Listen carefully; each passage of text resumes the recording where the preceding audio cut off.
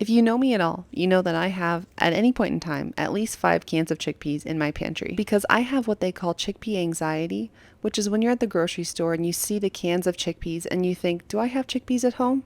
And you're worried that you might not, so you buy another can. But you always have chickpeas at home because you know that chickpeas can be used to make pizza chickpeas, which is what we're making today. Get those chickpeas nice and dry. You don't have to take the skins off though. We do not have time for that. Add them to a casserole dish with some cherry tomatoes, olive oil, salt, smoked paprika, crushed red pepper, and black pepper. Then grab a block of feta and break it into big chunks and throw those into the casserole dish.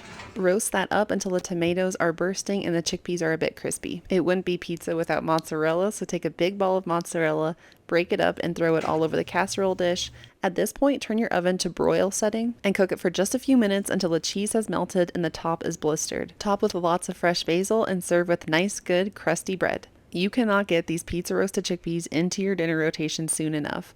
I cannot wait for you to try this recipe out. Let me know if you do, and happy cooking.